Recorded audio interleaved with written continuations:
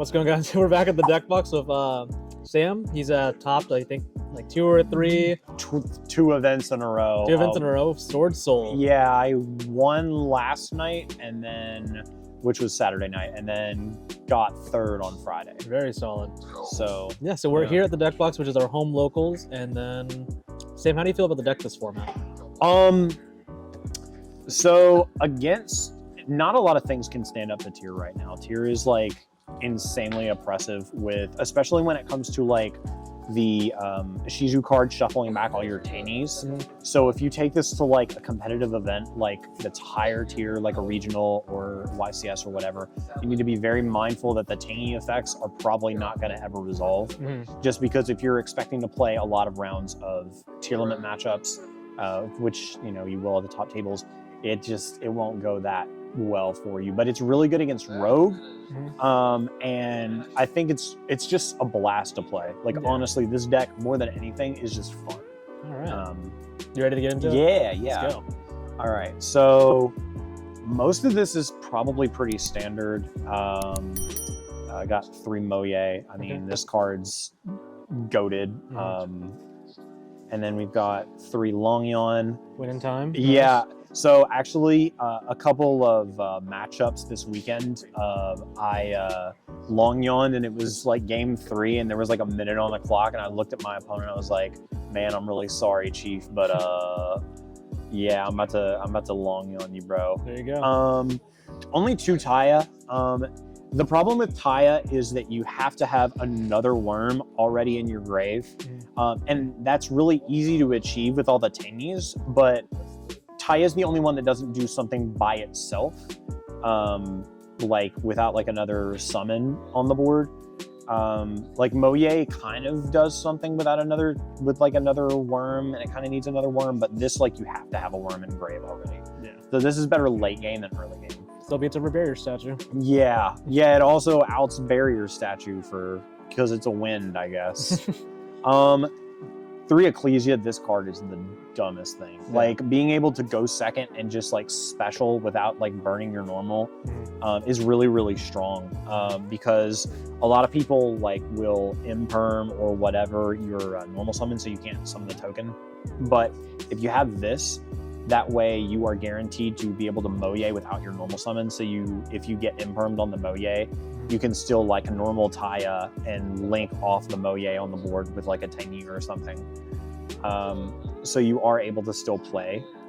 Then moving on to the Tenyis, 3 Ashuna. This one's kind of, you know, it's the best one. It summons from the deck. It's your extender. It helps you get into your second monk. So if they try to go and crash into one of your monks to turn off your blackout, you just summon another Tenyi, and that way you have 2 monks instead of 1. Yeah. 2 Vishuddha. Sorry for the rare and then the common. This one's common. Rip. Oh, dang. This just bounces stuff. It's really good against like Floowanderees because you can special, if you're able to clear the barrier statue, of course. You can then go into monk and then bounce the M-Pen, and then you can just freely do whatever you want, assuming you've turned the map off. Nice. 2 Adhara, just to get yourself back in the grind game during later turns. This is actually kind of a loop, the loop with Ashuna and Adhara, because Ashuna can summon Adhara, and then Adhara can add back the Ashuna for later turns, or for like Longyon or whatever you want, for whatever you need like discard fodder for. And I guess I'm assuming was it Ashuna and then Adhara it's literally like your combo. Yeah. It gets you to what you need to get into.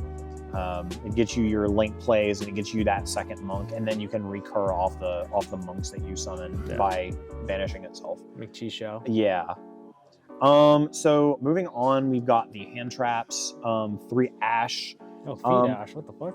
So the thing with Ash is that it's feet Ash. Sorry. So Ash is not really that good right now, but in like more simplified game states, this card is really, really good, because if you grind your opponent out and you have like an established Chi Zhao and a Baron on the board, throwing this at them too is something they probably don't expect, number one, and then number two, they have to play not only through a Yugioh and a Baron, but hand traps as well. So it complicates the game state for them because they can't really predict that you have Ash because it's an unknown threat.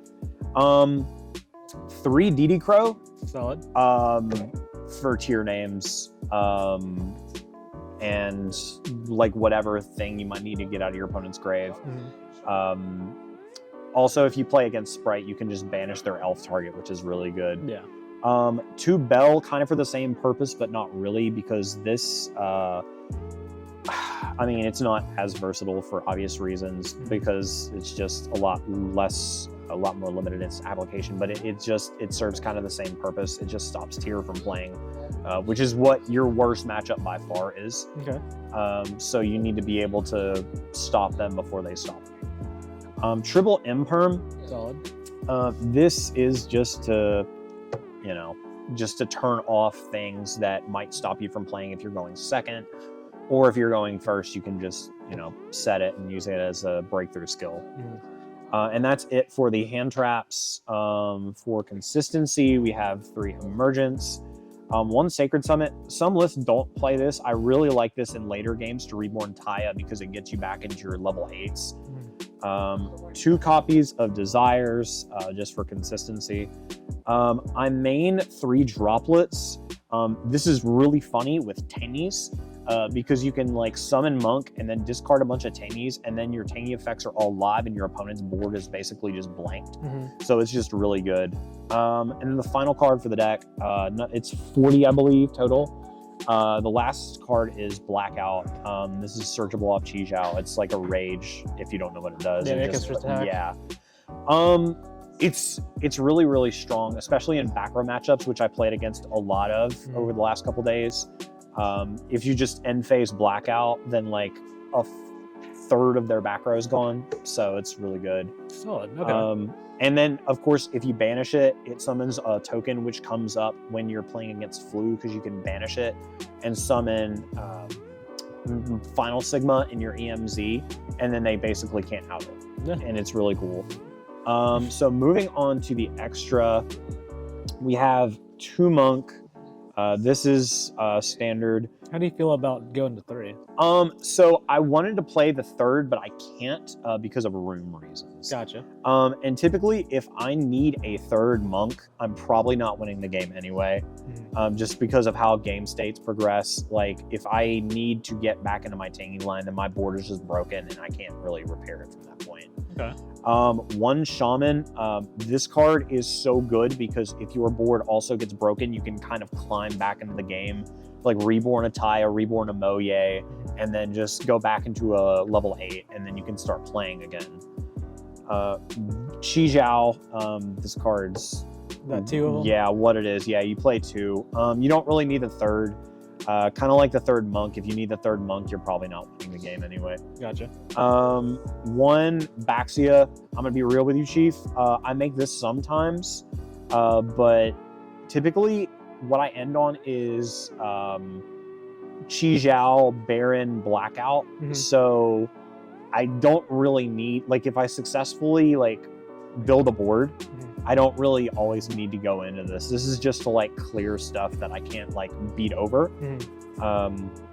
But typically that's not a lot because Baron's pretty big, and so is Yugioh. 1 Dragite. This comes up in some of your back row matchups. You make this with Moye, and then it gets the negate, and then you get to draw 1. You obviously won't get to add off of Yugioh because it's not Yugioh, but you can replace it, and it does give you a spell trap negate, which is, again, like really pivotal for your like control matchups. I like to make it alongside Baron because that means you have like guaranteed 2 spell trap negates, because obviously it's good in the control matchup. 2 copies of Changyang. 2 Changyang? Yeah, 2 Changyang. This probably needs to be something else that isn't a Changyang. Gotcha. Yeah, honestly, you do make this. I did make this today because I had to beat over something. But if you're going first, you're probably making Baron. Gotcha. Yeah, you're making Baron. Big Lonyon. This guy's real good. Banishing, and this card's funny in time because if you make this and your opponent has got like 1 minute on the clock, you just banish and burn whatever they activate. So it's really cool. 1 Draco Berserker. Oh, excuse me. Yeah, 1 Draco Berserker. This will come up later game if you need to make level 8s and you just don't see a point in making Yugioh, which is rare. 1 Yazi, you can make this through, if you have Edahara and a Longyon, you can make this and like pop a card and then pop itself and then continue playing your combo. Yeah. Have you ever done it with Taya and like banishing the emergence? Yeah. You can do it through Taya too. And then the 1 card that's really funny against Flu is Final Sigma. You make this by summoning Yugioh, and then Yugioh banishes Blackout, and then you summon a level 4 token. You sink into this and the EMZ, and then Flu scoops. So that's really cool. Is that true? Yep. Right. Yeah, Flu scoops. They can out it. For the sideboard, we've got 3 Storm. This card's so good. Yeah, it unless they're playing like a dedicated back row deck that plays like Heavenly Prison and stuff, which some decks are, some decks don't. They have to have an answer to this or they lose. Rivalry is really good against Tier Limit. If they go through a certain line, like if they're playing like a pure Tier Limit list, or if they're playing like the Shizu cards, that also comes up. Yeah. 3 Evenly, you know. Yep. 3 copies of Solemn Judgment. I'm not entirely sure about this, but there have been games where I've ended on Baron, Yugioh, Blackout, Judgment, and then had like an Ash hand. Yeah, I won those games. Nice. So like, yeah, it's really, really strong. And then the last card in the side is 3 Anti-Spell. Yeah, Anti-Spell's solid. Because you can go first.